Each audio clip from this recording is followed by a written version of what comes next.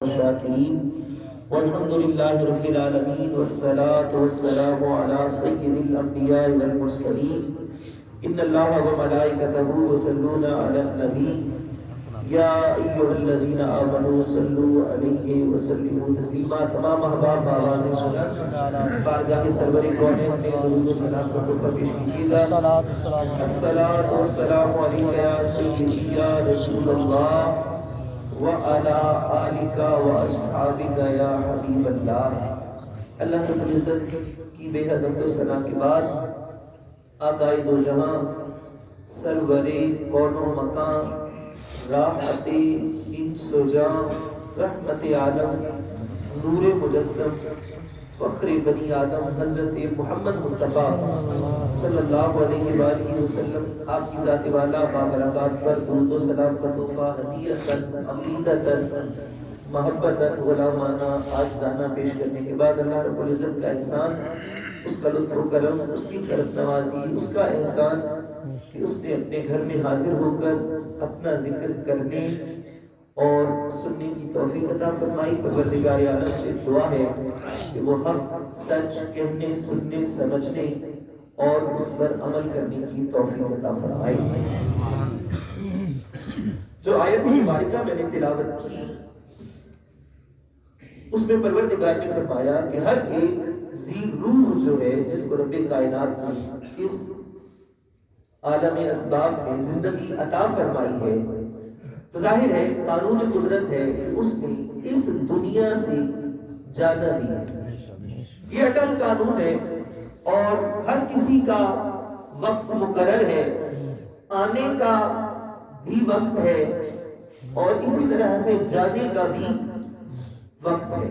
اس میں پھر یوں وقت نہیں ہے کہ وہ موت بوڑھے پر آئے گی، بچے پر آئے گی، جوان پر آئے گی، کب آئے، کس لمحے آئے، وہ ظاہر ہے آنی ضروری ہے، یہ طے شدہ بات ہے. کب آئے گی یہ نہیں معلوم، جب آئے گی نہ ایک لمحہ تاخیر ہوگی اس پہ، نہ ایک لمحہ پہلے آئے گی. اسی لیے جناب علی کرم اللہ تعالی وجہہ الکریم سے منسوب قول ہے، آپ نے فرمایا کہ زندگی کی سب سے بڑی محافظ، جو چیز زندگی کی حفاظت کرتی ہے وہ موت ہے.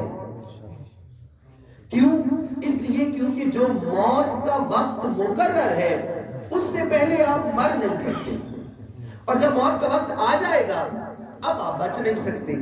تو اس لیے زندگی کی حفاظت خود موت کرتی ہے، مرنا ایک طے شدہ معاملہ ہے.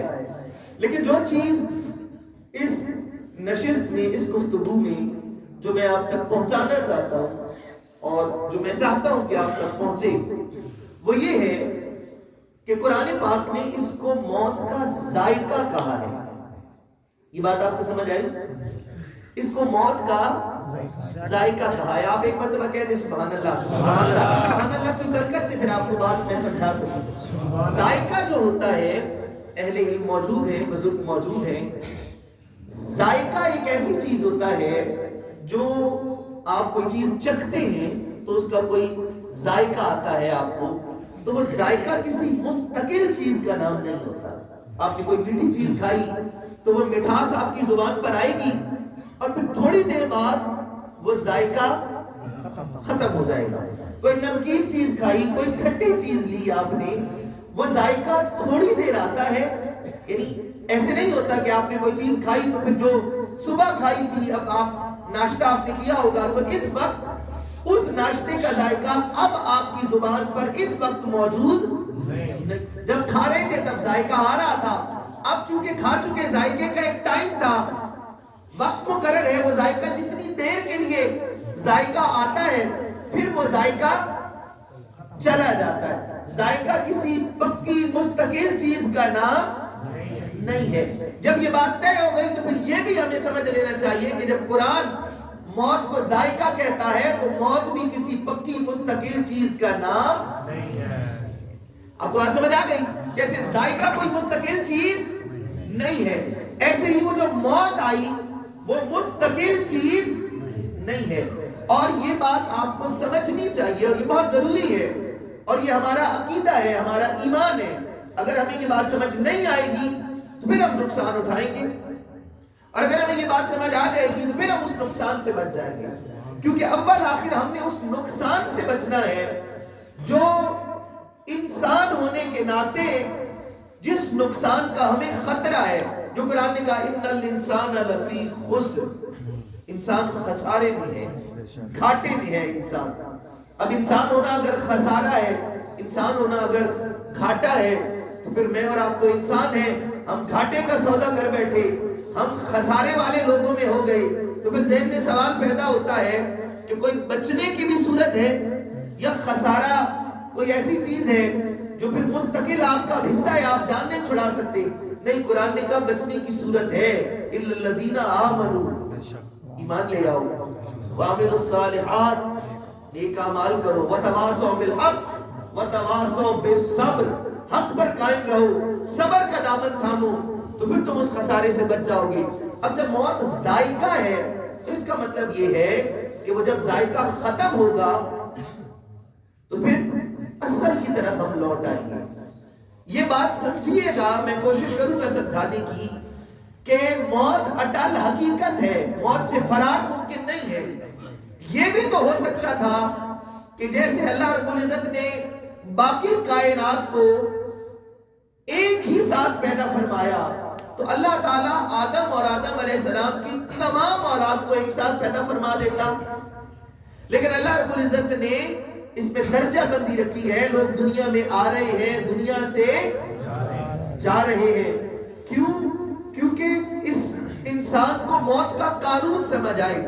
وہ اپنے سامنے روز لوگوں کو دنیا سے جاتا ہوا جب دیکھے گا، امام غزالی رحمۃ اللہ تعالی علیہ نے فرمایا کہ جب کسی کے گھر کوئی فوتیدگی ہوتی ہے، کوئی وفات ہوتی ہے، تو آپ نے فرمایا کہ یہ کسی کے گھر سے کسی کا چلا جانا پسماندگان کے لیے یہ اللہ کی رحمت ہوتا ہے۔ کسی نے پوچھا کہ گھر میں تو دکھ کی کیفیت ہے، گھر سے باپ رخصت ہو گیا، گھر سے جوان بیٹا رخصت ہو گیا، تو یہ تو دکھ کی بات ہے، کرب کی بات ہے، یہ تکلیف کی بات ہے، اس میں رحمت کیا ہے؟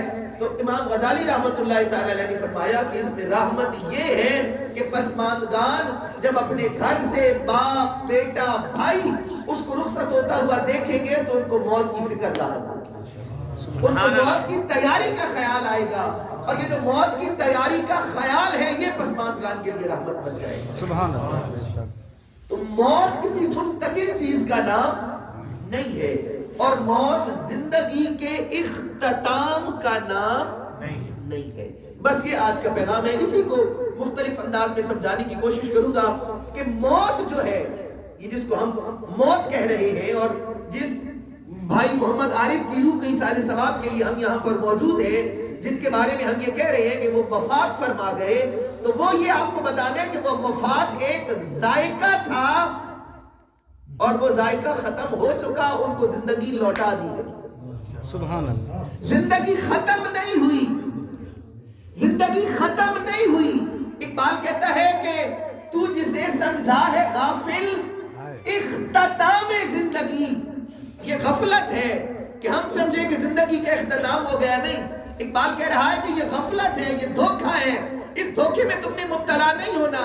کہا تو جسے سمجھا ہے غافل اختتام زندگی ہے، یہ شام زندگی صبح دوام زندگی۔ سبحان اللہ۔ اور کہا تو اسے پیمانہ امروز و فردا سے نہ ناپ، تم نے یوں نہیں ناپنا کہ صبح ہوئی شام ہوئی اور زندگی کے کچھ ماہ و سال ناپنے ہیں کہ وہ 30 سال تھے، 40 تھے، 60 تھے، 100 تھے، کا ان پیمانوں پہ نہیں ناپنا، یہ پیمانہ نہیں ہے، تو اسے پیمانہ امروز و فردا سے نہ ناپ، جاویداں پہ ہم دواں ہر دم جواں ہے زندگی۔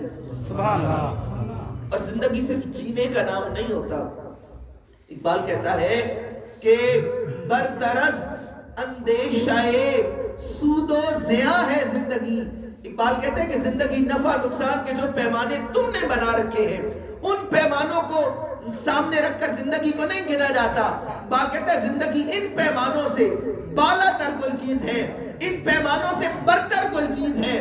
زندگی وہ نہیں ہے جو تم سمجھے کا برطرز اندیشہ سود و ضیاء ہے زندگی، ہے کبھی جان اور کبھی تسلیم جاں ہے زندگی۔ اقبال کہتا ہے کبھی جینا بھی جینا ہوتا ہے اور کبھی مر جانا بھی زندگی ہوتا ہے۔ سبحان اللہ، سبحان اللہ۔ اگر آپ کو مثال سمجھاؤں تو پھر آپ کو بات سمجھ آئے گی۔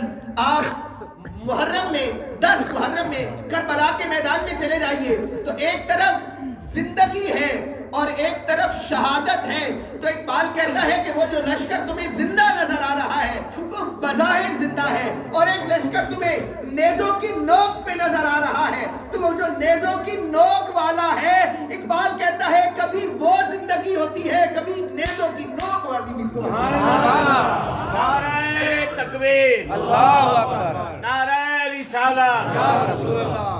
ہر بار جینا ہی تو جینا نہیں ہوتا نا، کبھی مر جانا بھی جینا ہوتا ہے۔ وَلَا تَقُولُوا لِمَنْ يُقْتَلُ فِي سَبِيلِ اللَّهِ أَمْوَاتٌ، رب کہتے ہیں جو میری راہ میں مارے جائیں انہیں یہ نہیں کہنا کہ یہ مردہ ہیں۔ کیوں نہیں کہنا؟ اس لیے نہیں کہنا کہ انہیں برا نہ لگ جائے۔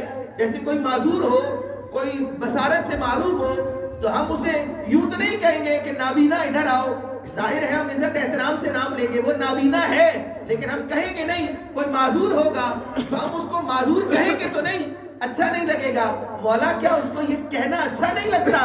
نہیں کہا بل احیاء، اس لیے نہیں کہنا کہ وہ مردہ ہے ہی نہیں، وہ زندہ ہے۔ سبحان اللہ، سبحان اللہ۔ نظر نہیں آتے مولا، ولیکن لا تشعرون، تمہیں نہیں نظر آتے، تمہیں شعور نہیں ہے، میں بتا رہا ہوں کہ وہ زندہ ہے کبھی جاں اور کبھی تسلیم جاں ہے زندگی۔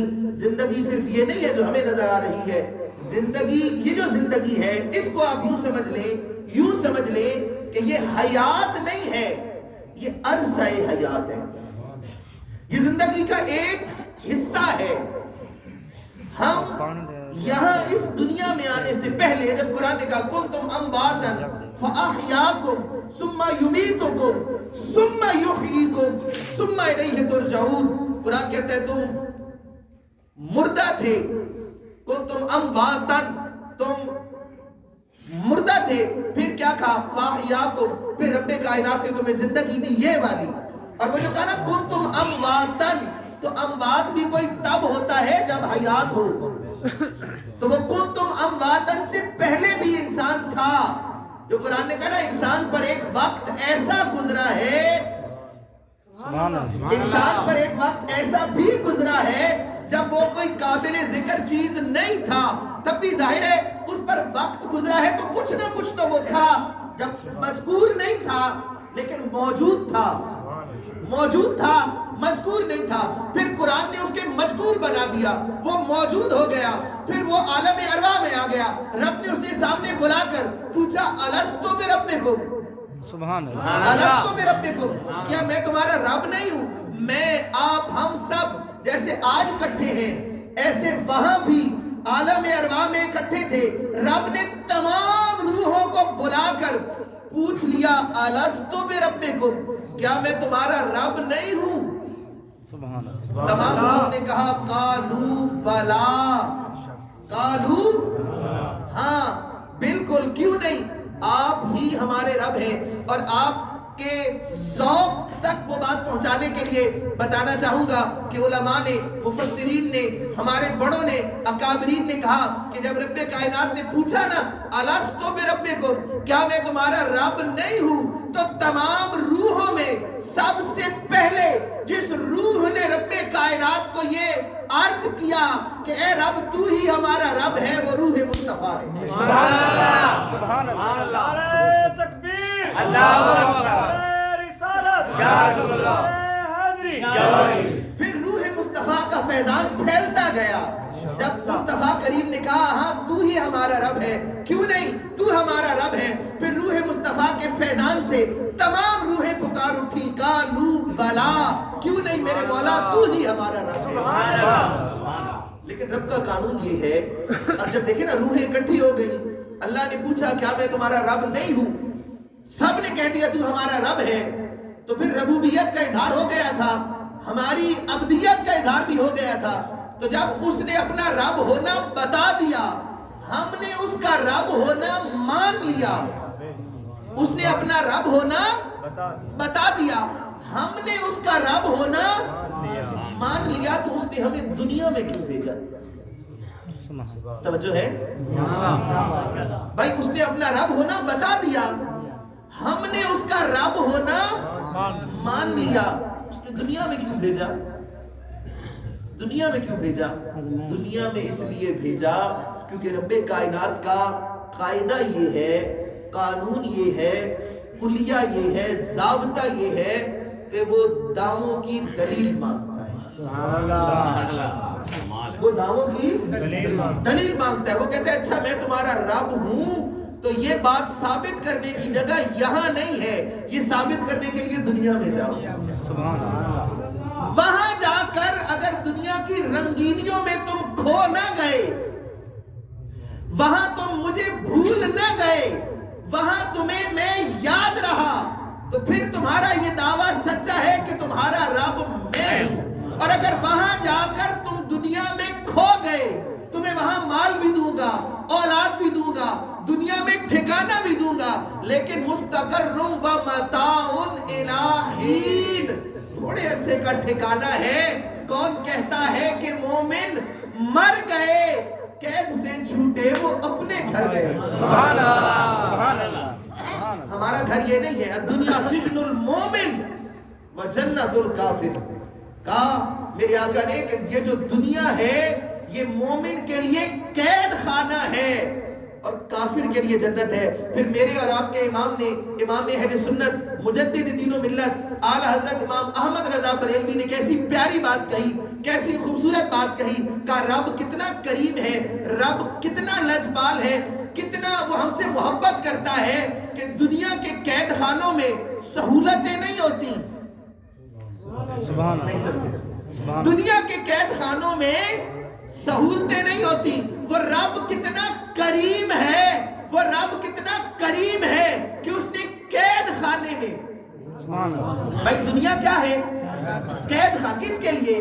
مومن کے لیے۔ اس کا مطلب ہے میرے لیے بھی یہ دنیا قید خانہ ہے، آپ کے لیے بھی قید خانہ ہے۔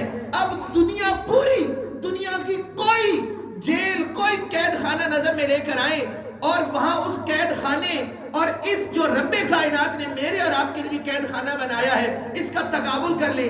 کوئی قید خانہ کیا دنیا میں بیوی بچے رکھنے کی اجازت دیتا ہے؟ دنیا میں گھومنے پھرنے کی اجازت دیتا ہے؟ اپنی مرضی سے کھانے پینے کی اجازت دیتا ہے؟ وہ کہتا ہے فَانْكِحُوا مَا طَابَ لَكُم مِنَ النِّسَاءِ مَثْنَىٰ وَثُلَاثَ وَالرُّبَاعَ، اپنی مرضی سے، پسند سے تم عورتوں سے نکاح کرو، اور اگر استطاعت رکھتے ہو، اگر تم عدل کر سکتے ہو تو پھر 2 کرو، 3 کرو، 4 کرو۔ وہ رزق دے کے کہتا ہے کُلُوا وَاشْرَبُوا مِن رِزْقِ اللَّهِ، میں نے تمہیں رزق دیا ہے اس میں کھاؤ بھی اور پیو بھی۔ سبحان اللہ، وہ کہتا ہے میں نے زمین دی ہے، سیروا فی الارض، جاؤ میری زمین میں گھومو پھرو، سیر کرو، دیکھو زمین و آسمان کو، اور اس میں تمہیں مال بھی دیا، اس میں تمہیں دولت بھی دی، اس میں تمہیں سونا چاندی بھی دیے، اس میں تمہارے لیے رنگا رنگ اسباب بھی بنا دیے، ان تمام اسباب کو اختیار کرو۔ کون قید خانے کا مالک کسی قیدی کو اتنی سہولتیں دیتا ہے؟ سبحان اللہ۔ تو جب رب کائنات قید خانے میں اتنی نعمتیں دیتا ہے، قید خانے میں اتنی نعمتیں دیتا ہے، کاش میں آپ کا ذہن وہاں لے جاؤں، وہ جو قید خانے میں بے بہا نعمتیں دیتا ہے، اتنی نعمتیں کہ وہ کہتا ہے قل متاع الدنیا قلیل، ہے تھوڑی سی، ہے تھوڑی سی نعمتیں ہیں، لیکن وَإِن تَعُدُّوا نِعْمَتَ اللَّهِ لَا تُحْصُوهَا، اگر گننا چاہو تو گن نہیں سکتے، یہ تھوڑی سی ہیں، گن نہیں سکتے۔ دنیا کی نعمتوں کو قلیل کہتا ہے، آخرت کی نعمتوں کو کثیر کہتا ہے۔ جس نے قید خانے میں ان گنت نعمتیں دے دی ہیں، سوچیں وہ جنت میں کتنی نعمتیں سبحان اللہ، سبحان اللہ، کتنی نعمتیں عطا کرے گا۔ ہمارا ذہن اس سے آگے جاتا نہیں نا، ہمارا ذہن جائے گا شاید کسی حور تک، ہمارا ذہن جائے گا شاید کسی تخت تک، کسی باغ تک، کسی نہر تک، جو رب کائنات نے تمثیل میں بیان کر دیا کہ نہریں ہوں گی، باغات ہوں گے، حوریں ہوں گے، غلمان ہوں گے، تمہاری جناب والا وہاں پر یہ نعمت ہوگی، وہ نعمت ہوگی۔ میں آپ کو نچوڑ بتا رہا ہوں، निचोड़ बता रहा हूँ कुरान पाक ने और अहदीस में, जो मैं सीखा, जो मैं समझा, जो मैंने जाना। कुरान और हदीस ने हमें बताया कि अल्लाह रब्बुल इज्जत जन्नत में जो जन्नती जाएंगे वो रब्बे कायनात के मेहमान होंगे। मेरे आपके घर मेहमान आ जाए, हम कितनी इज्जत करते हैं, और वो खालिक के कायनात अपने मेहमानों की कैसी इज्जत अफजाई करेगा। हम रब के मेहमान होंगे अगर जन्नत में जाएंगे। और ये सारी गिनतियां छोटी हैं। कुरान ने कहा 3 नेमतें, कुरान और हदीस से बता रहा हूं जन्नत की 3 नेमतें। इन 3 नेमतें बताने के बाद फिर एक बात और भी बताऊंगा। ये 3 नेमतें कुरान और हदीस से, फिर अल्लाह वालों की एक बात भी बताऊंगा। कुरान और हदीस से पता चला कि जन्नत में क्या होगा। रब्बे कायनात ने फरमाया वो जो तमाम वादे हैं जन्नतियों से जो रब्बे कायनात ने किए हुए हैं, आप पढ़ते हैं कुरान में, वो तमाम होंगे। उसके अलावा कुरान कहता है जो जन्नती मांगेगा, जो जन्नती मांगेगा, कुछ तो बता दिए ना, नहरें होंगी, बागात होंगे, हूरें होंगी, नेमतें होंगी, ये सारी बता दी। जो नहीं बताई वो मुंह मांगा है, मुंह मांगा। जो मांगेगा वो मिलेगा। ये क्या हो गई? एक नेमत है। अब आप इसमें जो मर्जी गिन ले, जो मांगेगा जन्नती मिलेगा। बात समझ आई? जो मांगेगा, ये पहली नेमत। फिर कहा जो सोचेगा, सुभान अल्लाह, सरकार का दर है, तेरे शाह तो नहीं है। जो मांग लिया और भी कुछ मांग, अब तंगी दामा पे न जा। भाई देखिए, दुनिया में तो झोली फैलाएंगे, तो इतनी झोली फैलाई तो जितना दामन है उतनी खैरात आएगी। भाई दामन इतना है तो खैरात भी इतनी आएगी। अब अगर खैरात दामन से बड़ी है तो मजबूरी है इस दामन में नहीं आ पाएगी। दामन की तंगी है, दामन तंग हो और खैरात बड़ी हो, तो फिर अब क्या किया जाए? मेरे पास तो यही दामन है ना, मैंने ये झोली फैलाई, अब देने वाला देना चाहता है, लेकिन मेरा दामन तंग है, मेरे दामन में कुछ नहीं आ सकता। अब मैं देने वाले से खैरात तो मांग सकता हूँ, दामन तो नहीं मांग सकता। नहीं समझे? मैं उससे खैरात मांग सकता हूँ, दामन तो नहीं मांग सकता। लेकिन जब आकाए दो जहां, सरवरे कौनो मकां, राहत इंसो जहां, जनाब वाला आकाए दो जहां मोहम्मद मुस्तफा के दर पे जाते हैं, तो फिर गोलड़ा का ताजदार पीर नसीरुद्दीन नसीर पुकार उठता है, कहता है अब तंगी दामा पे न जा, और भी कुछ मांग है आज बाता, और भी कुछ मांग। हुजूर का दर है। अब कैसा दामन की तंगी, अब उनसे खैरात भी मांग लो, दामन तंग है, दामन भी मांग लो। तो जो मांगेगा वो मिलेगा जन्नत में, जो सोचेगा वो भी मिलेगा। और कुरान और हदीस से पता चला कि जो इंसान सोच भी नहीं सकता, जो इंसान सोच भी नहीं सकता, रब्बे कायनात ने कहा वो भी अता करूंगा। जो मांगेगा वो भी दूंगा, जो सोचेगा, जो सोच भी नहीं सकता वो भी नहीं दूंगा। फिर किसी अल्लाह वाले से किसी ने पूछ लिया, कुछ ऐसा बताओ जन्नत जाने का दिल करे। तो भाई जन्नत में जो मांगोगे मिलेगा।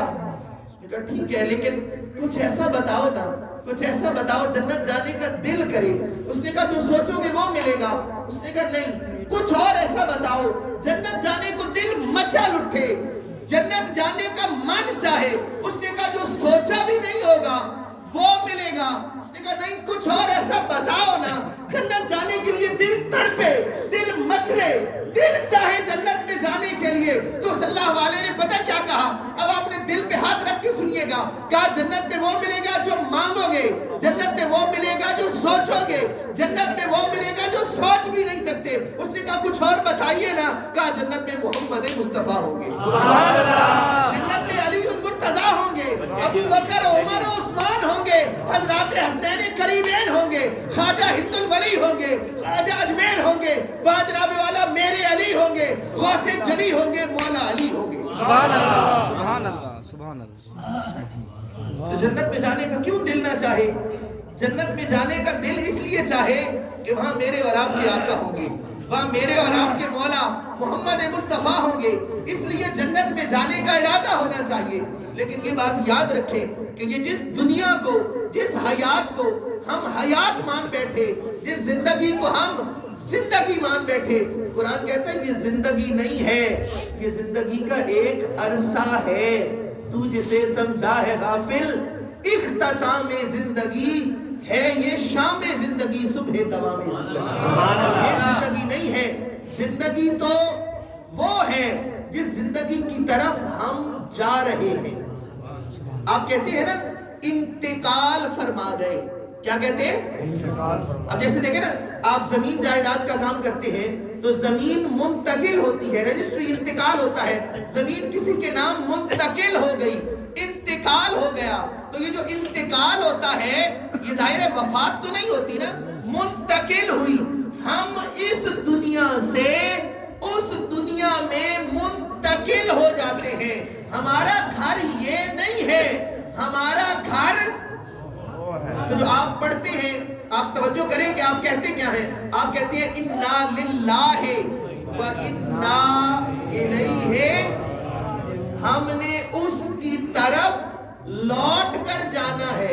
اس کی طرف لوٹ کر بندہ کہاں جاتا ہے؟ جہاں سے آیا ہو۔ اب آپ مسجد آئے ہیں، لوٹ کے اپنے گھر چلے جائیں گے، لوٹ کر اپنے گھر چلے جائیں گے، توجہ ہے؟ آپ دنیا میں کسی کام سے گئے، کسی کاروبار پر، روزگار پر گئے، لوٹ کر کہاں جائیں گے؟ اپنے گھر جائیں گے۔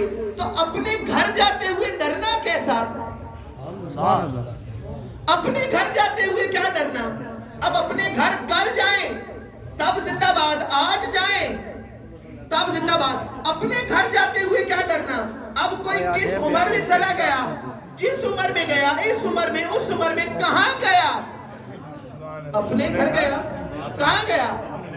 اپنے گھر گیا۔ اب ڈرنا کس بات سے چاہیے؟ بس یہ بات بتا کے پھر اپنی گفتگو کے اختتام کی طرف، ڈرنا کس بات سے چاہیے؟ موت سے نہیں ڈرنا۔ موت سے کیسا ڈرنا؟ موت تو اٹل حقیقت ہے، اور اللہ والوں کے نزدیک موت موت نہیں ہے، وہ تو یار سے ملاقات کا ذریعہ ہے۔ سبحان اللہ، سبحان اللہ، وہ تو یار سے ملاقات کا ذریعہ ہے۔ بھائی جو آپ کو اپنے گھر لے جائے، آپ اپنے گھر جانا چاہتے تھے، کوئی سوار آپ کو سواری پہ بٹھا کے اپنے گھر لے گیا، اب اس سواری سے دوستی ہوگی، دشمنی ہوگی؟ اس سواری سے محبت ہوگی، ڈرا جائے گا؟ اس سواری سے تو محبت ہوگی، اس سواری سے تو عشق ہوگا، اس سواری کا تو انتظار ہوگا کہ کب مجھے میرے گھر لے جانے والی سواری آئے اور میں اپنے گھر پہنچوں۔ تو اللہ والے جگہ جگہ تنگ ہو گئی۔ دوست اب آپ آگے آگے تشریف لے آئیں، جو پیچھے بیٹھنے کا مسئلہ ہو رہا ہے، ادھر اندر بھی جگہ خالی ہے، ادھر صفوں پر بھی تھوڑا تھوڑا آگے ہو جائیں تاکہ پیچھے دوستوں کو جگہ مل جائے۔ جزاک اللہ، جزاک اللہ، تھوڑا تھوڑا آگے تشریف لے آئیں۔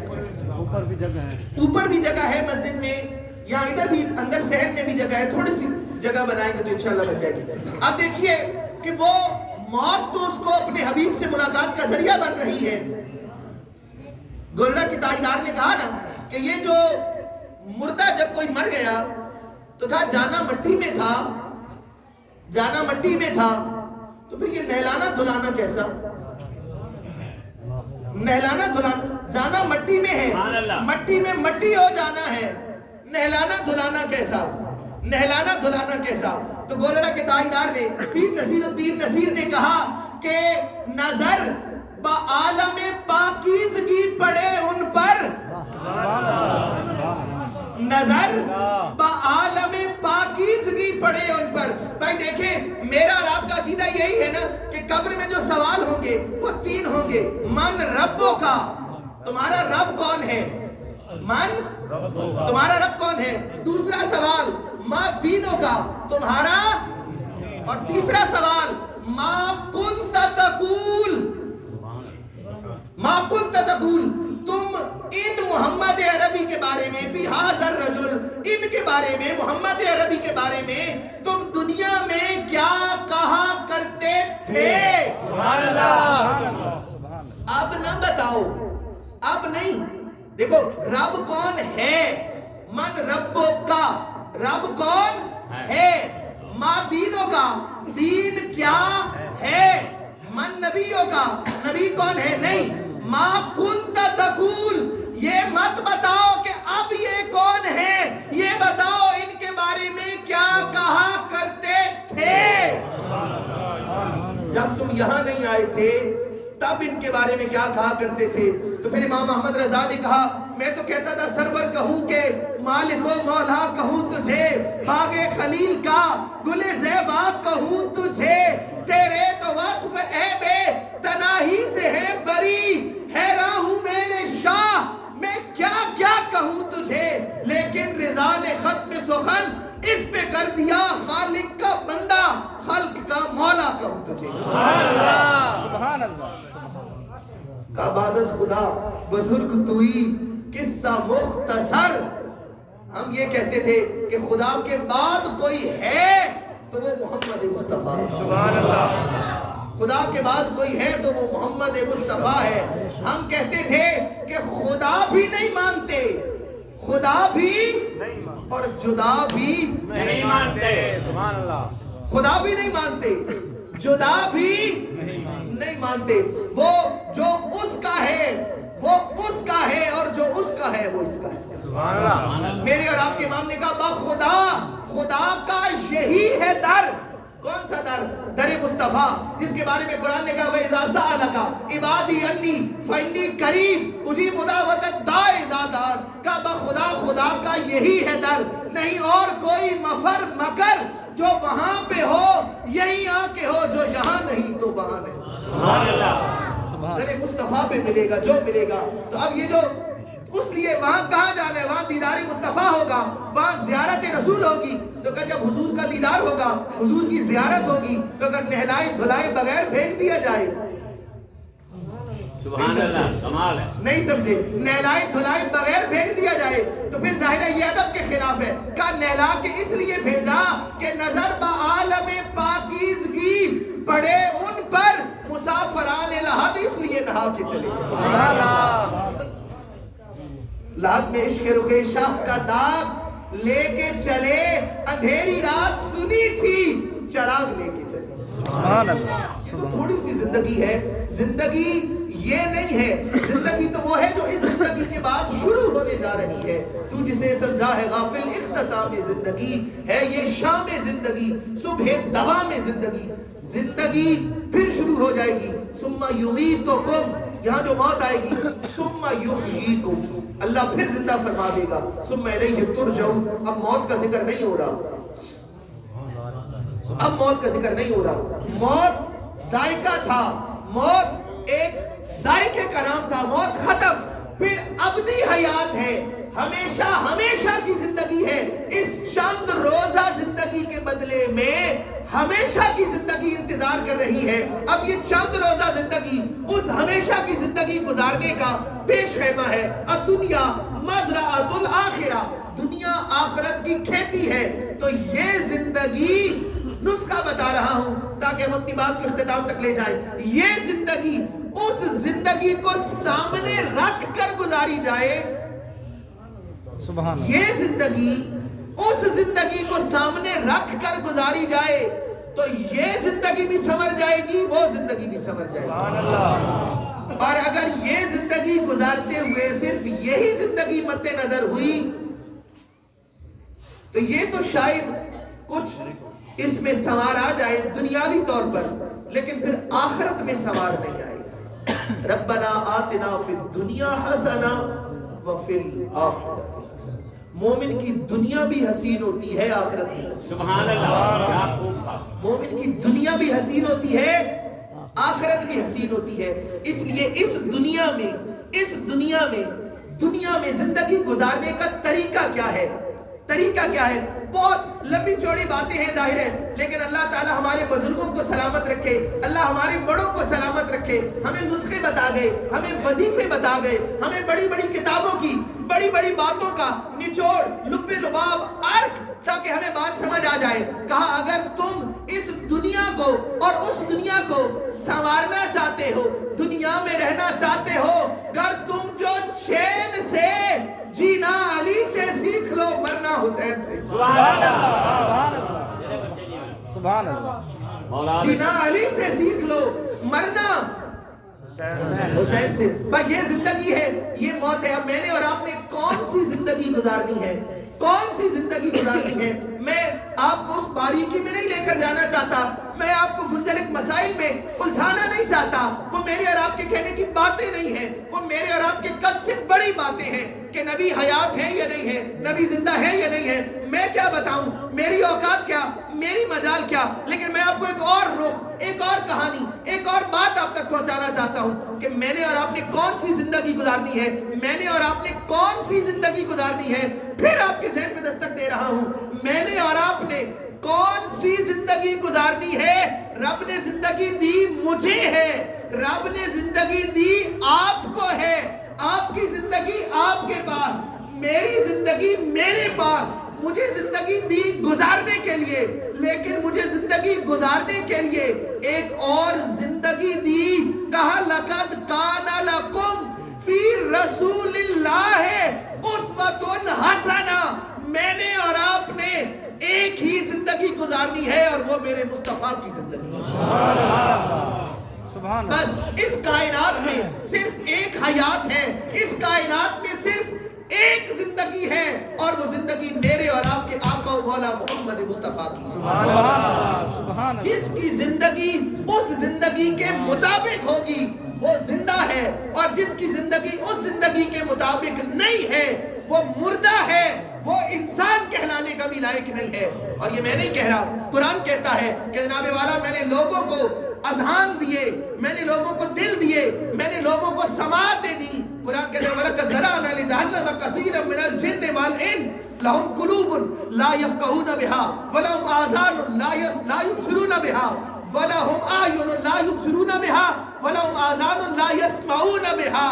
قرآن کہتا ہے دل دیے, سوچے نہیں, آنکھیں دی, دیکھتے نہیں, کان دیے, سنتے نہیں. تو یہ انسان ہے. کہا نہیں کل انعام, یہ جانور ہیں, بل ہم عدل, اس سے بھی برے ہیں. زندگی کون سی؟ زندگی صرف ایک زندگی اس پوری کائنات میں موجود ہے, اور وہ زندگی میرے اور آپ کے آقا و مولا محمد مصطفیٰ کی زندگی.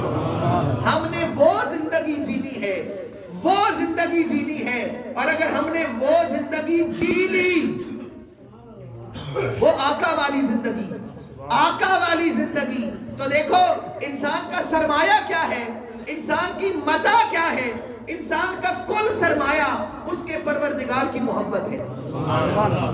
انسان کا کل سرمایہ اس پروردگار کی محبت ہے. اپنے پیغام کا آخری جملہ میں نے کہا, ہم نے اور آپ نے ایک زندگی جینی ہے, اور وہ محمد مصطفیٰ کی زندگی ہے. وہ زندگی کے باہر والی زندگی ہے ہی نہیں, اس کا نام زندگی نہیں ہے. قرآن اس کو کہتا ہے کل حجارہ, یہ پتھر ہیں, او اشد قسوہ, یہ پتھروں سے بھی برے ہیں.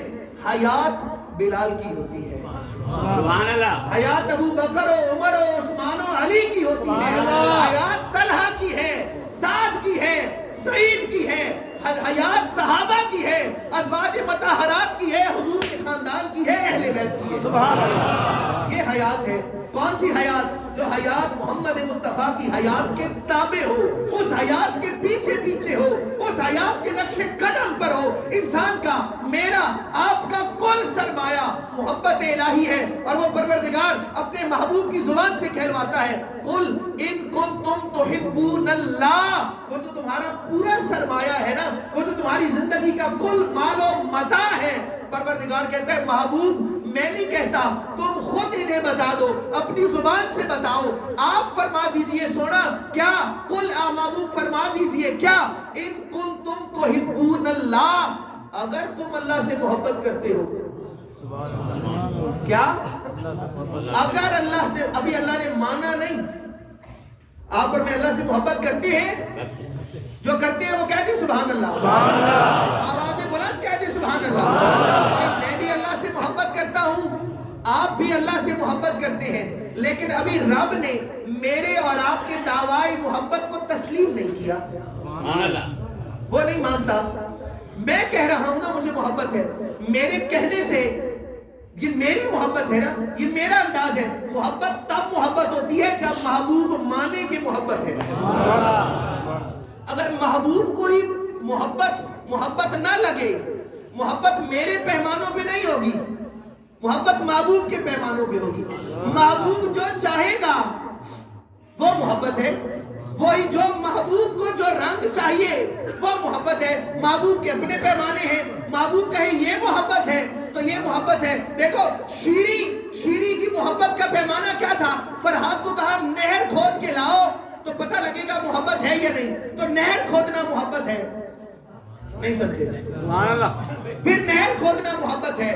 اور جناب والا محبت کا پیمانہ محبوب بناتا ہے. محبوب طے کرے گا کہ یہ محبت ہے یا یہ محبت جس سے محبت ہے. وہ کہتے ہیں قل ان کنتم تحبون اللہ, اگر تم اللہ سے محبت کرتے ہو. ابھی مانا نہیں, ابھی تسلیم نہیں کیا, میرا اور آپ کا دعویٰ محبت ابھی مانا نہیں گیا.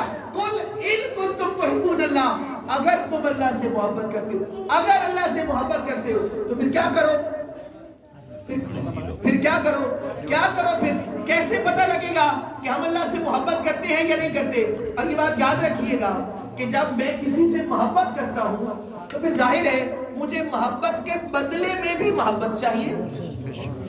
اگر میں اللہ سے محبت کرتا ہوں تو کس لیے کہ میرا رب بھی مجھ سے محبت کرے.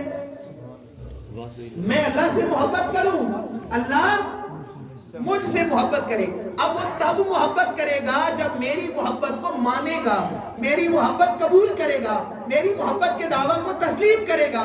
اور اس نے کہا قل ان کنتم تحبون اللہ, اے محبوب آپ فرما دیجئے اگر تم اللہ سے محبت کرتے ہو فاتبعونی, تو ان کو بتا دو محمد مصطفیٰ کی اتباع کریں, محمد عربی والی زندگی گزارے. یحببکم اللہ, اللہ ان کی محبت تسلیم بھی کر لے گا, بدلے میں ان سے محبت بھی فرمائے گا. سبحان اللہ, سبحان اللہ. تو میرا اور آپ کا کل سرمایہ آقا کی غلامی ہے, آقا کی اطاعت ہے, آقا کی اتباع ہے. زندگی صرف ایک, اور وہ محمد مصطفیٰ کی زندگی. میں نے اور آپ نے وہ زندگی گزارنی ہے. لَقَدْ كَانَ لَكُمْ فِي رَسُولِ اللَّهِ أُسْوَةٌ حَسَنَةٌ, اور اگر وہ زندگی گزار لی آقا والی تو پھر قبر جنت کے باغوں سے باغ, پھر کس بات کا غم. بھائی دیکھیں نا, جوان بیٹا باغوں میں گیا, سبحان اللہ, بزرگ باپ باغوں میں گیا, سبحان اللہ. ڈرنا کس بات سے ہے؟ موت سے نہیں, اس بات سے جس بات پر موت آئی. فَلَا تَمُوتُنَّ إِلَّا وَأَنْتُمْ مُسْلِمُونَ, مرتے ہوئے بندے کا مسلمان ہونا ضروری ہے. اور مرتے ہوئے مسلمان کون ہوتا ہے؟ جو محبت مصطفیٰ پہ, جو عشق مصطفیٰ میں مر جائے, جو اطاعت مصطفیٰ میں مر جائے, جو اتباع مصطفیٰ میں مر جائے, جو قرآن والی زندگی گزارے. گر تمہیں خواہی مسلمان زیستن نیست ممکن جز بقرآن زیستن, جب تک قرآن ہماری زندگی نہیں بنتا ہماری زندگی اسلام اور دین نہیں بن سکتی. اس لیے اس زندگی کے اختتام کو زندگی کا اختتام نہیں سمجھنا, آخری زندگی کی ابتدا سمجھنا ہے. کہ زندگی تو شروع ہی تب ہوتی ہے جب یہ زندگی ختم ہوتی ہے. تو اس زندگی کے لیے جتنے فکر مند ہیں, اگر اس زندگی کے لیے ہو جائیں تو یہ بھی اچھی ہو جائے گی, وہ بھی اچھی ہو جائے گی. اور اگر سارا دھیان اس پہ لگا لیا تو پھر نہ خدا ہی ملا, نہ وصال صنم, نہ ادھر کے رہے ادھر کے رہے. جو وہاں جائے گا پھر خالدین فیہا ابدا, جہنم گیا تو خالدین فیہا ابدا, جنت گیا تو خالدین فیہا ابدا. تو اس وقت سے ہمیں ڈرنا چاہیے کہ جب موت نہیں آئے گی, جب ذائقے کے لیے بھی نہیں آئے گی.